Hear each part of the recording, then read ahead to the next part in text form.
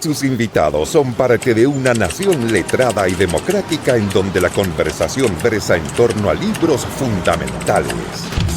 Radio Sol presenta La República de las Letras, la excusa perfecta para reflexionar acerca de lo que somos o de lo que podemos llegar a ser. Conducen Marce Mercado, Francisca Navarro, Bernardo Cienfuegos, Cristian Campos Marín y Alberto Mayol. Buick dice: la batalla de Gravelinas, amigos. Aquello sí que fue bueno. La victoria fue solo nuestra. ¿Los perros de los gabachos no iban por toda Flandes a sangre y fuego?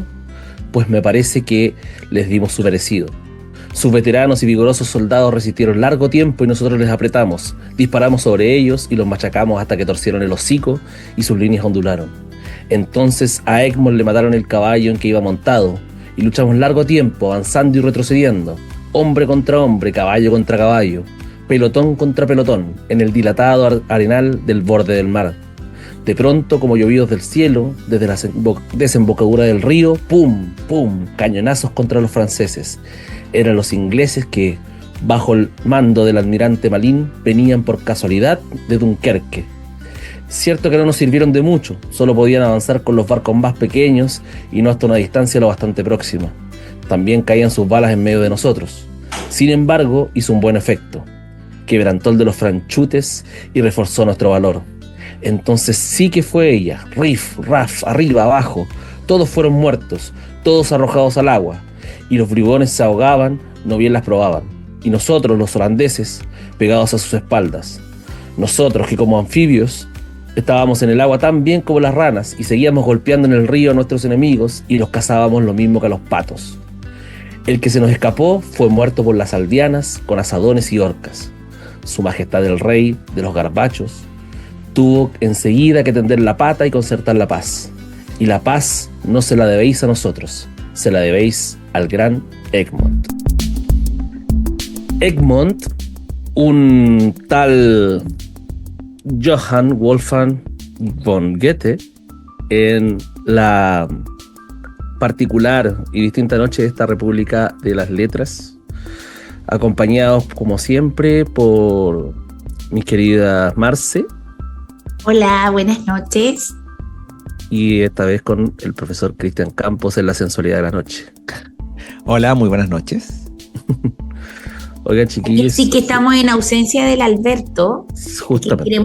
a quien queremos mucho con el almita, porque está con algunas penitas del corazón, en particular con un duelo particular, así que le mandamos nuestros abrazos y besos en nuestro nombre y estamos seguros que en nombre de todos los republicanos del mundo.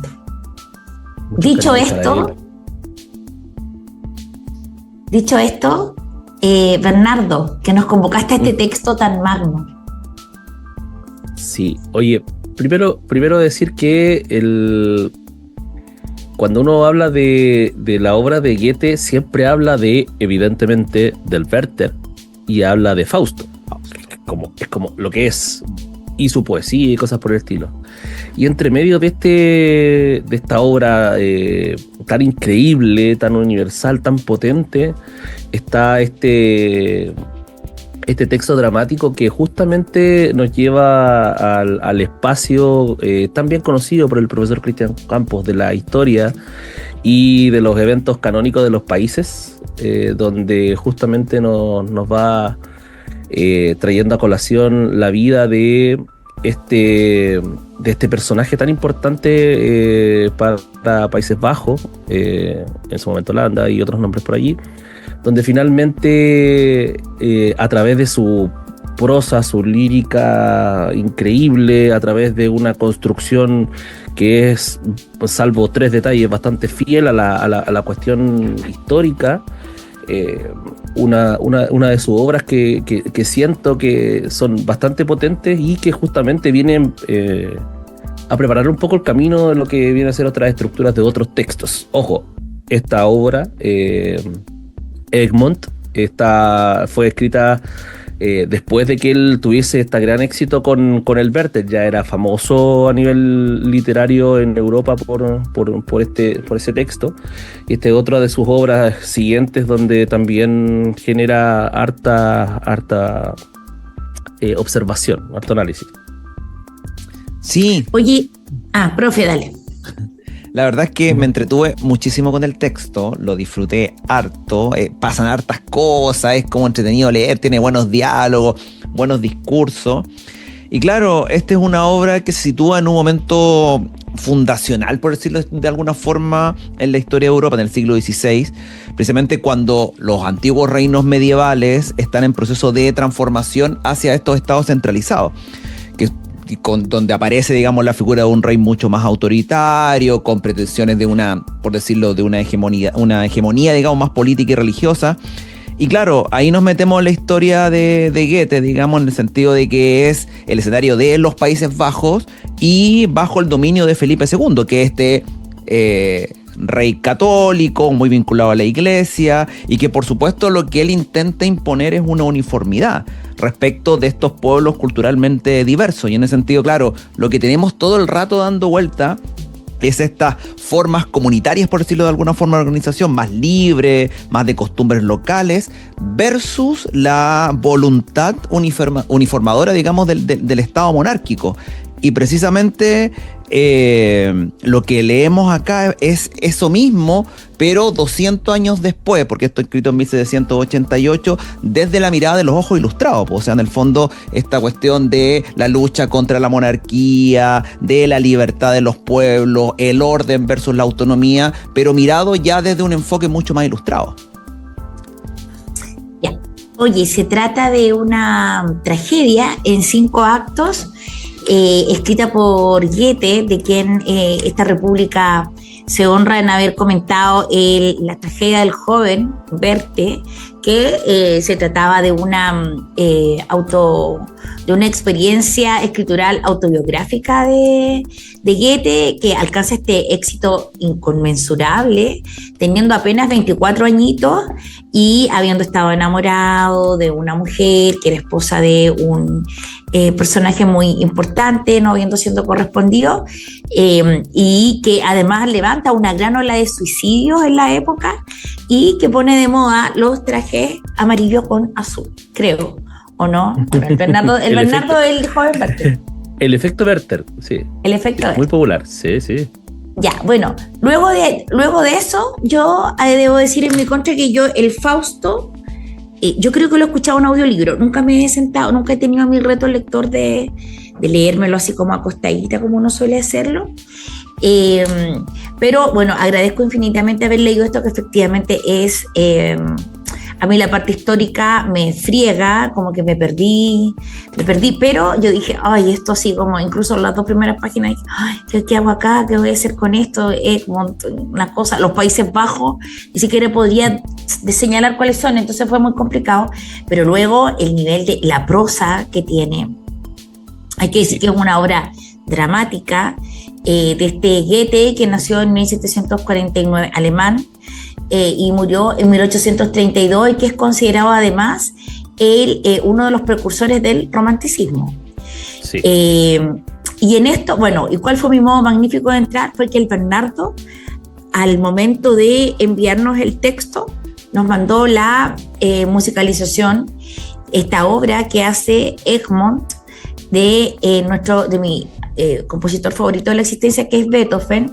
Y yo debo señalar que antes de leerme el texto me metí en toda la historia de cómo, bueno, hay que decir que Beethoven era un gran admirador, primero era un tremendo lector, él musicaliza muchos poemas, de hecho la Oda a la Alegría, que debe ser una de sus piezas más reconocidas, es un poema de Schiller, uno de los poemas más importantes, de uno de los poetas alemanes más importantes.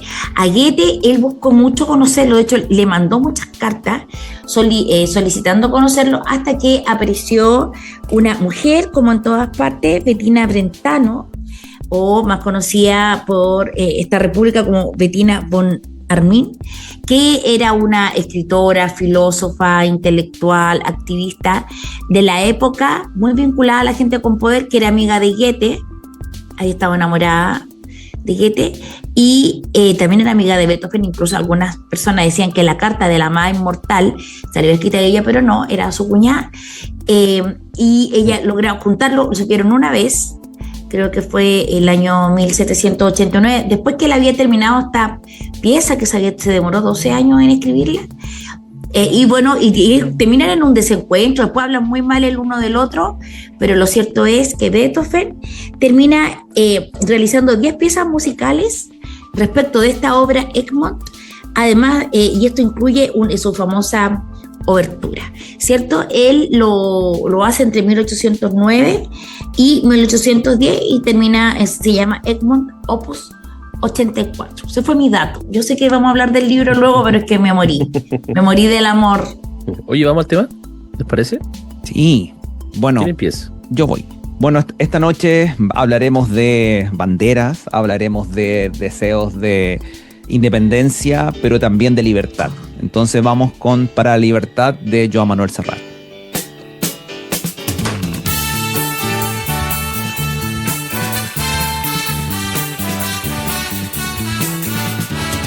Para la libertad, sangro, lucho, pervivo. Para la libertad, mis ojos y mis manos, como un árbol carnal, generoso y cautivo, doy a los cirujanos.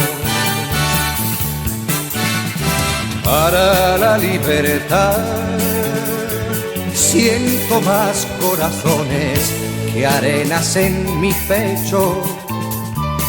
Dan espuma a mis venas y entro en los hospitales y entro en los algodones como en las azucenas.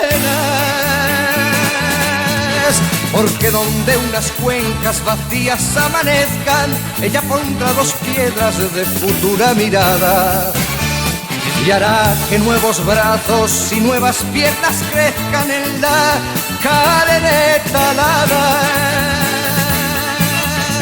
Retoñarán aladas de savia sin otoño, reliquias de mi cuerpo que pierdo en cada herida.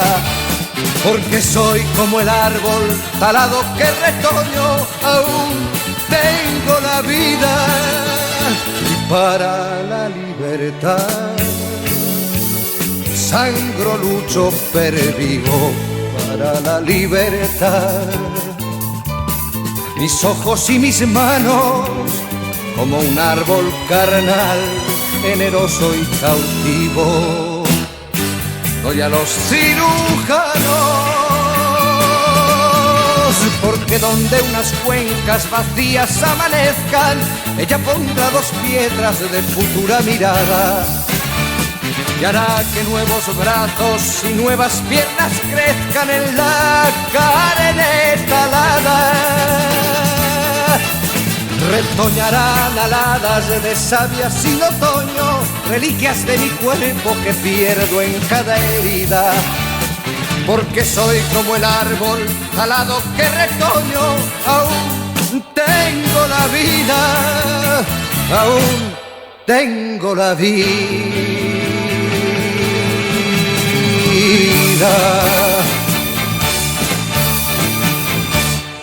Radio Sol está presentando La República de las Letras. Orange. ¿Y si hubiera sentencia antes del proceso? ¿Castigo antes de la sentencia? Egmont. Esa es una injusticia de que jamás se hará culpable Felipe, y una locura que no les imputaré a él ni a sus consejeros. Orange. ¿Y si fueran injustos y locos? Egmont. No, Orange, es imposible. ¿Quién osaría poner mano en nosotros? El de prendernos sería un trabajo pérfido y estéril. No osan elevar tan alto pendón de la tiranía. La ráfaga de viento de esta noticia difundiría por todo el país, provocaría un espantoso incendio. ¿Y para qué van a hacerlo? El rey no solo puede juzgar y condenar. ¿Atentarían nuestras vidas como asesinos? No pueden pretenderlo. En un instante se uniría el pueblo en una liga formidable, serían proclamados con toda violencia el odio y la separación eterna de todo lo español. Orange, las llamas bramarían sobre nuestras tumbas y la sangre de nuestros enemigos sería derramada como vano sacrificio expiatorio. Hay que pensarlo, Egmont. Egmont, leemos esta noche de Goethe, texto escrito en el año 1788, esta noche en la República de las Letras. Y me parecía súper interesante. Obviamente me fui por la ola histórica. Y me parece súper interesante esta parte porque evidentemente cuando analizamos, yo revisaba un poco la historia de este noble de los Países Bajos, Van Egmond, y por supuesto él encabezaba una de las familias neerlandesas más ricas e importantes en los tiempos iniciales, digamos, de los Habsburgo, y es también, en un inicio también, una de las familias de mayor confianza en la monarquía. De hecho, él lo nombran, digamos, como director como, ¿cómo decirlo?, gobernador de Amberes en representación, digamos, de la monarquía. Incluso en 1546 fue condecorado con el Toisón de Oro, junto con Guillermo de Orange, digamos. Y eso a Van Egmond le hace creer, digamos, que está por encima de toda, digamos, posibilidad de que lo juzguen. De hecho, digamos, también dentro de las protecciones que tuvo con la monarquía, no le suben los impuestos, que era uno de los elementos que va a desencadenar la crisis, porque en el fondo lo que vemos acá, lo que trata la obra es fundamentalmente el pueblo de este pueblo, digamos, de los Países Bajos rebelándose contra la imposición de la monarquía. Y uno de los elementos tiene que ver con lo económico. Hay una imposición, digamos, de mayores impuestos que sobre todo afectaba a la nobleza media y a una burguesía que estaba incipiente. Y el otro gran problema son la enorme cantidad de funcionarios que comienzan a llegar desde Madrid, precisamente para cobrar entre los impuestos, pero también porque pretenden una unidad religiosa. Entonces, en ese sentido, instalan 3 arquidiócesis nuevas, 18 arzobispos, más la Inquisición. Entonces, por supuesto que los holandeses, que eran mucho más partidarios de la libertad de culto, fundamentalmente por una cuestión práctica, los negocios, eso al haber libertad, digamos, de culto, le facilitaba los negocios. Pero Felipe pensaba, digamos, que el luteranismo y el calvinismo eran un obstáculo para el imperio y su unidad. Y en ese sentido, digamos, en algún momento cuando la presión aumenta y se produce la destrucción de un montón, digamos, de imágenes sagradas, finalmente lo que termina haciendo el rey Felipe II es mandando al duque de Alba, que es como el gran villano de la historia, a imponer orden, y ahí viene todo el proceso con Edmond, que siempre confió, siempre de alguna forma estuvo muy, muy confiado de que su condecoración, de que esta alta estima en que lo tenía el rey, lo iba a salvar. Pero la represión fue brutal, digamos, fueron 12.000 personas procesadas, 9.000 personas condenadas y desposeídas sus bienes, y 1.000 ejecutadas, entre ellos el conde Egmond. Efectiva, yo tuve la percepción personal que no alcancé a entrarle desde algún estudio a un texto que además debe tener muchas más complejidades por tratarse del autor que se trata, pero yo sentí que se movía como en tres aspectos el texto, que por una parte estaba el histórico, que estaba más vinculado, incluso está el pueblo como uno de las voces en la obra. Por otra parte, el idílico, digamos, esta relación que hay entre el conde Egmond y Clara, donde yo siento que es donde más se da maña Goethe del arte poética, y además una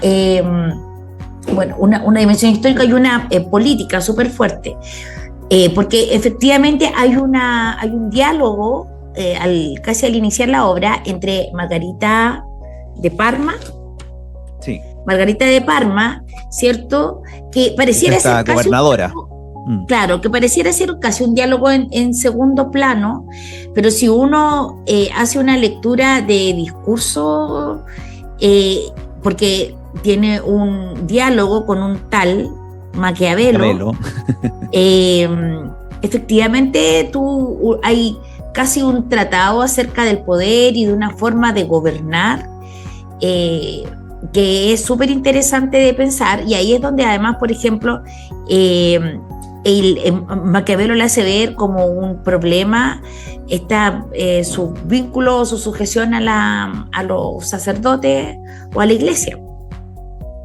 Claro, que es súper interesante el contrapunto de ahí del amiral Egmont con toda la situación, porque él siempre, desde un principio, se muestra como un idealista, más allá de cualquier cosa, más allá de un tema u otro, él siempre está como tratando de ser esta argamasa que une, que calma, que busca los consensos, y como decía el profe, todo bajo la premisa de que él es reconocido y que por lo tanto van a confiar en sus criterios desde la corona.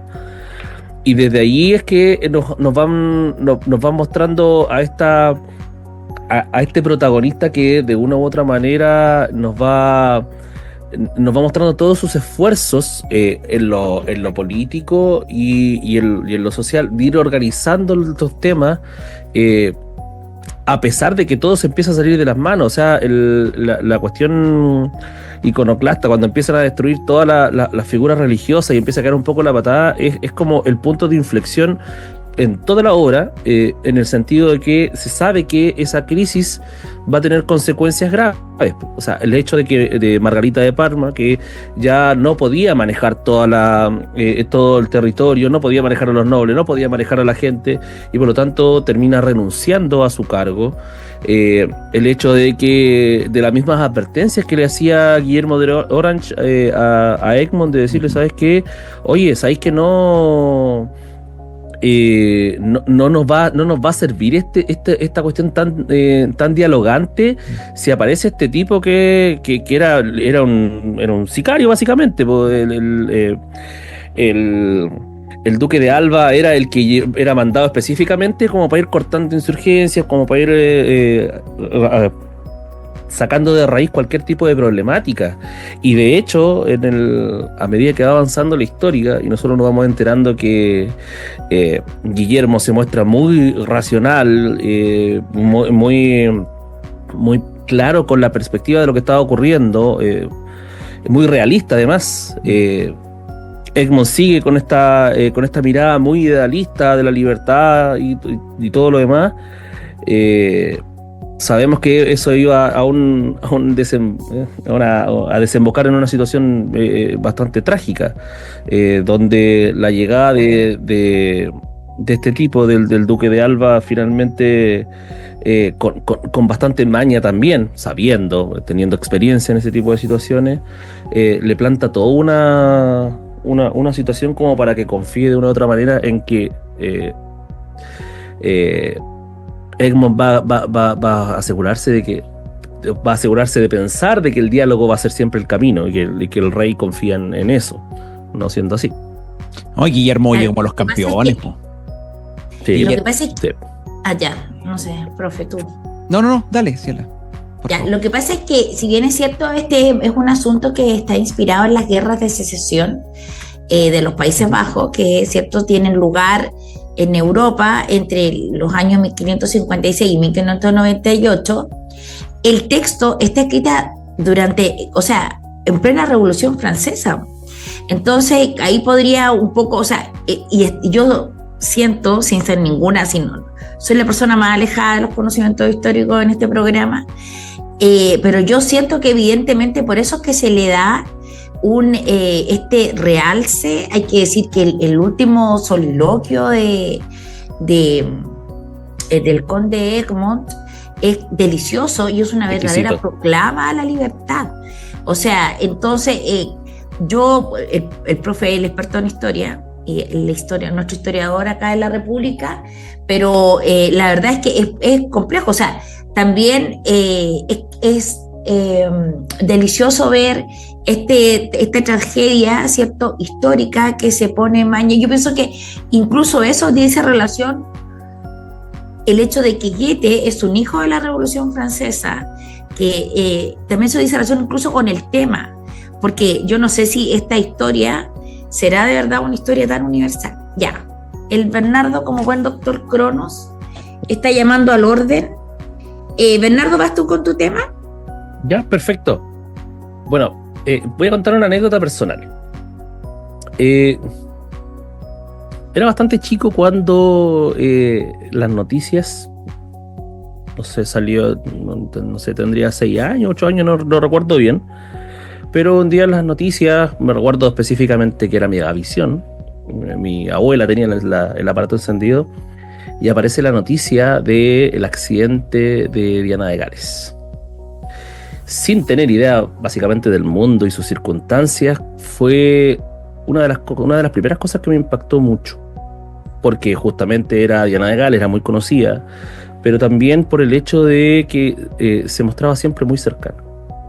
Y fue un poco lo que pasó con Egmont en esta historia, así como el idealismo, la cercanía, el siempre ir tras sus metas a pesar de todos los inconvenientes, se reflejaba mucho en ella. Y a propósito de eso, nos vamos con, por supuesto, Elton John y Candle in the Wind.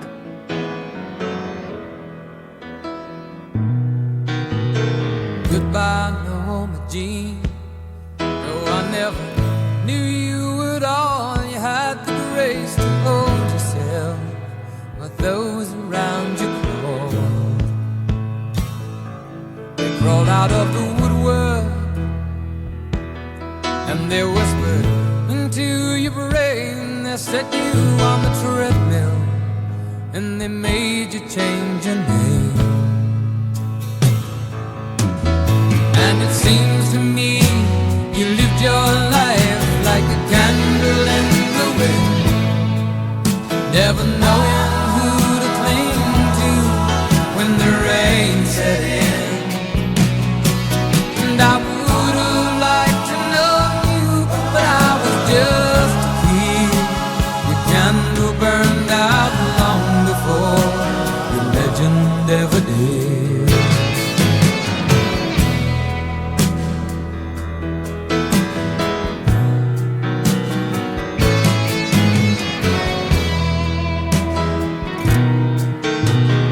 Loneliness was tough, the toughest role you ever played. Hollywood created a superstar, and pain was the price you paid. Even when you died, oh, the press still hounded you. All the papers had to say was that Marilyn was found in the news. And it seems to me you lived your life like a candle in the wind, never knowing who to cling to when the rain set in. And I would have liked to know you, but I was just a kid. Your candle burned out long before your legend ever did.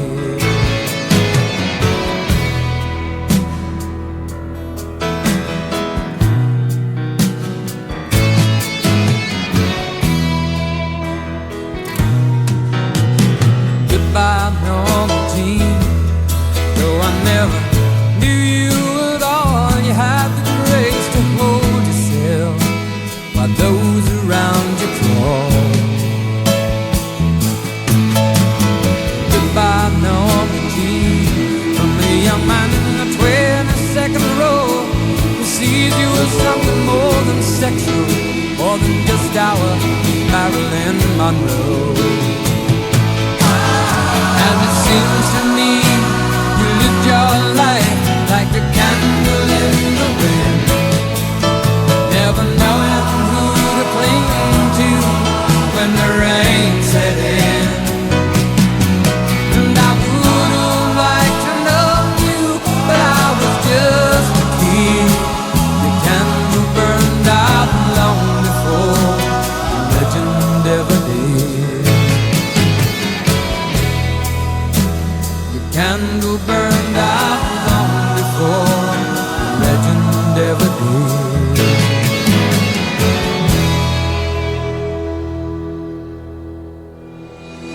Seguimos en Radio Sol con la República de las Letras.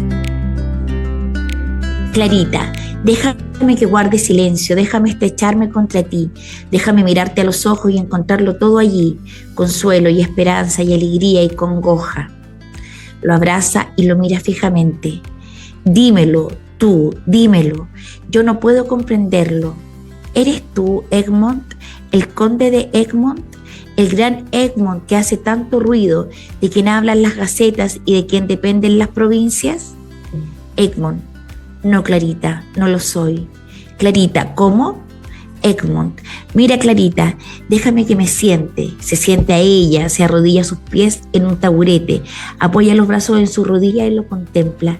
Ese Egmont es un Egmont malhumorado, tieso y frío, que tiene que dominarse y poner ahora esta cara y luego aquella otra, hostigado, mal conocido, lleno de confusiones mientras la gente lo tienen por alegre y contento, amado por un pueblo que no sabe lo que quiere, venerado y exaltado por una muchedumbre con la cual nada puede hacerse, rodeado de amigos en quienes no le he dado confiar, vigilado por hombres que por todos los medios querrían igualarse con él, que trabaja y se fatiga, con frecuencia sin objeto, casi siempre sin recompensa.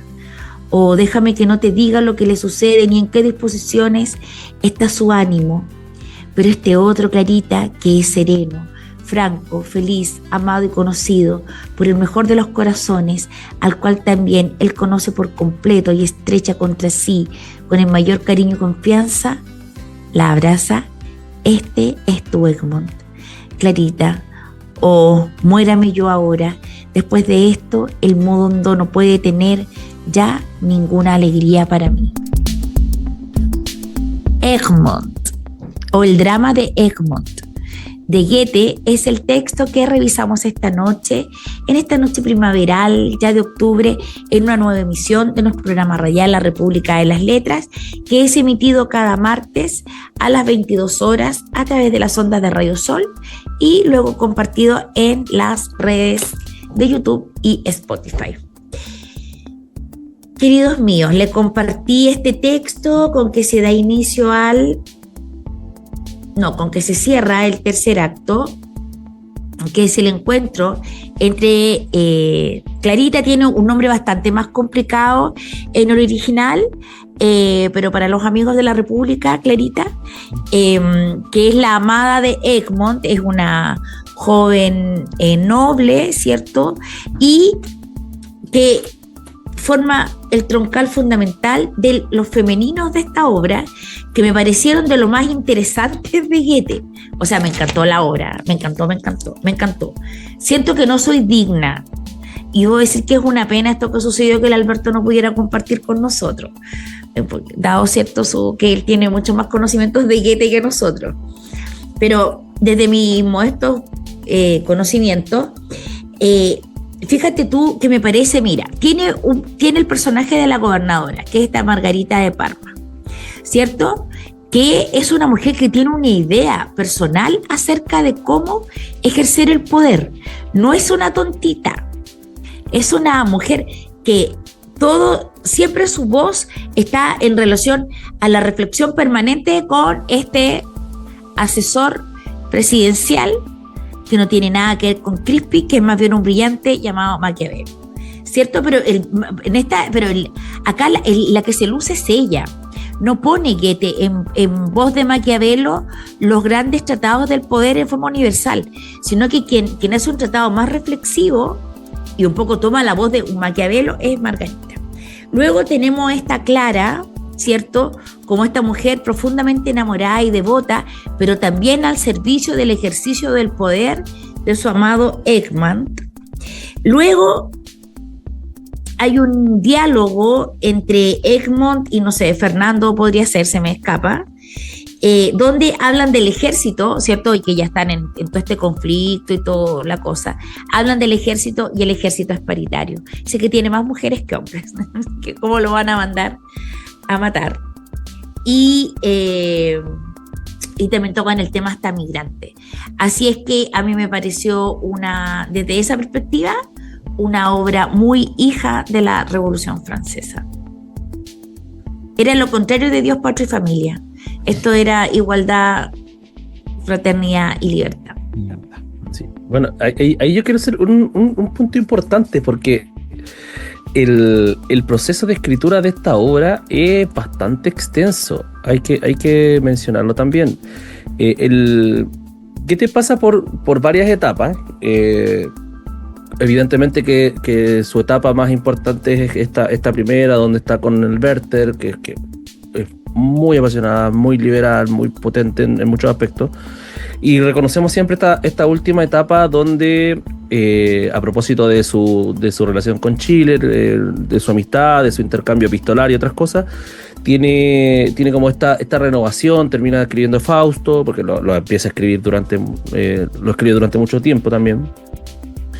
Pero en el caso de Egmont, es publicado en 1788, pero empezó en 1775, justo en esta etapa intermedia donde tiene como una pequeña sequía y se dedica a él como abogado a la administración, pasa haciendo cosas hasta geólogo estuvo metido, estuvo recorriendo Italia al fin, que fue uno de sus sueños y cosas por el estilo, que lo había mandado el padre, por cierto, pero bueno.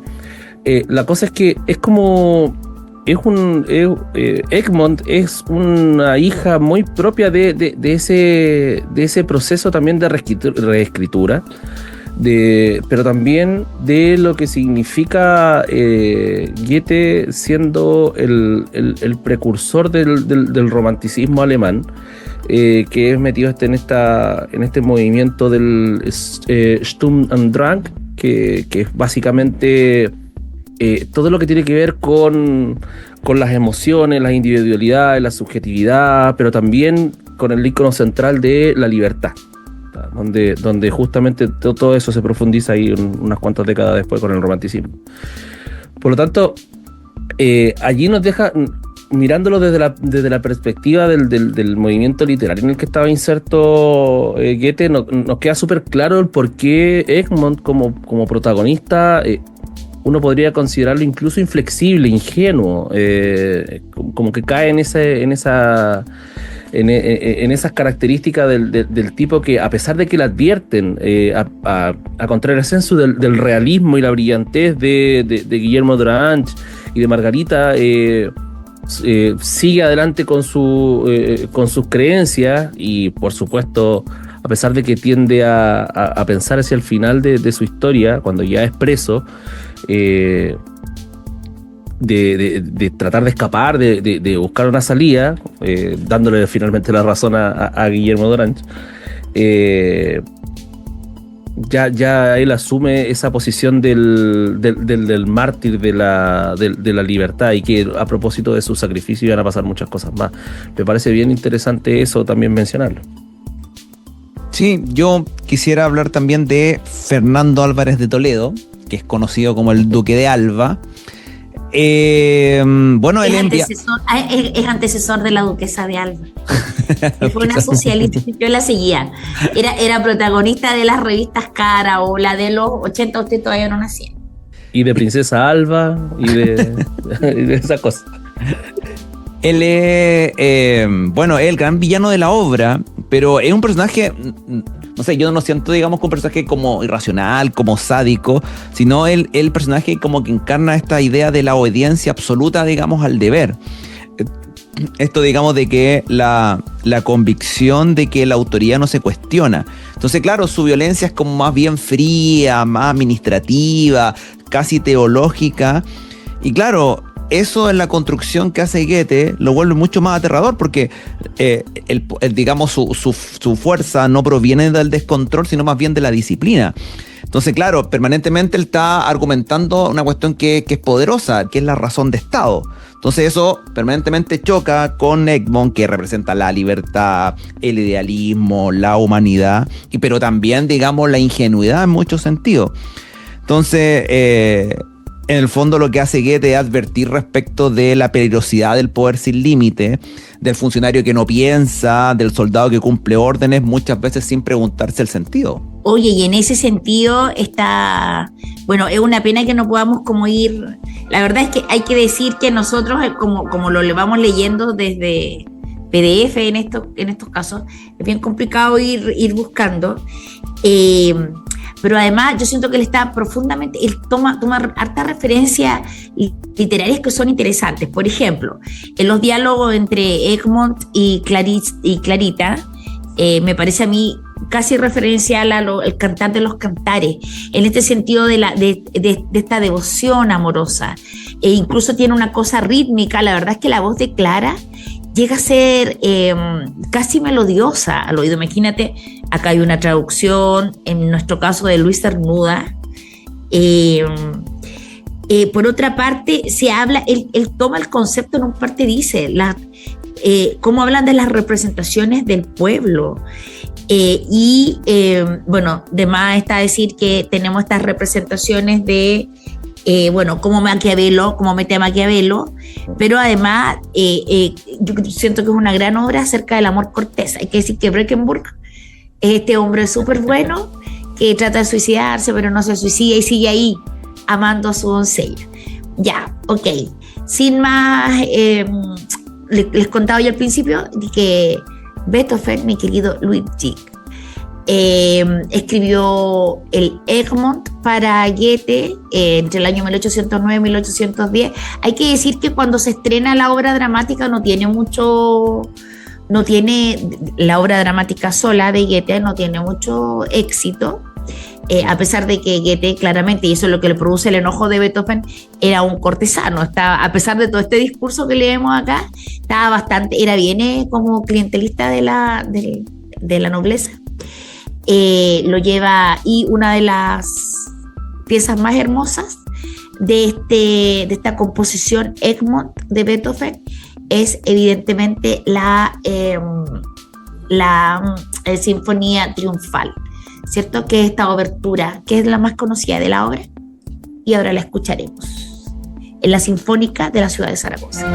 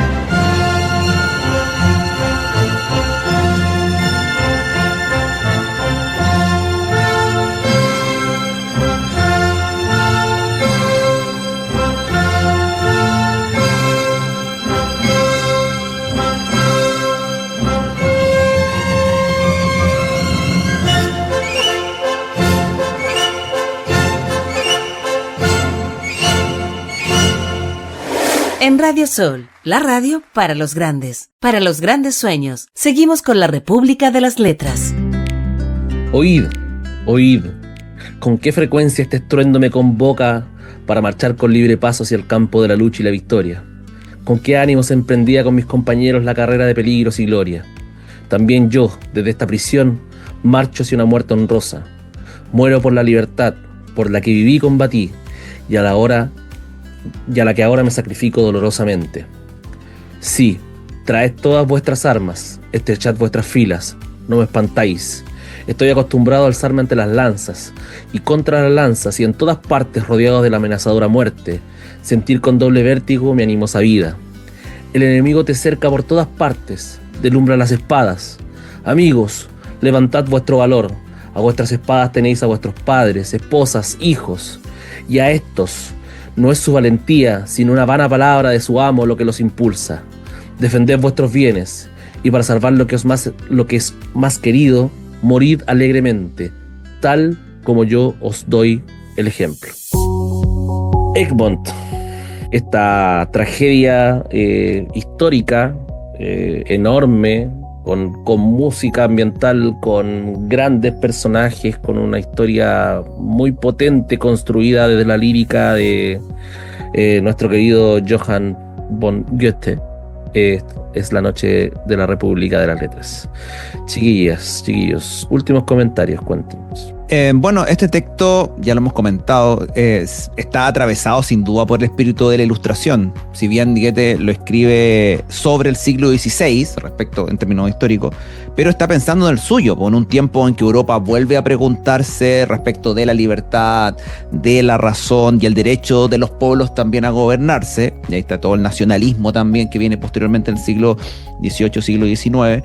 Edmond de alguna forma encarna como idea ilustrado del individuo autónomo, moralmente responsable, que actúa de acuerdo a su conciencia y no por miedo o conveniencia.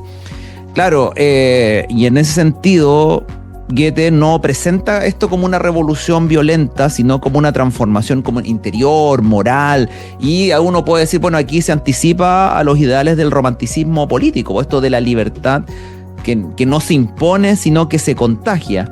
Entonces, en ese sentido, Egmont no es solo una tragedia histórica, sino también una meditación, o puede ser tomado como una meditación respecto de la dignidad humana frente al Estado.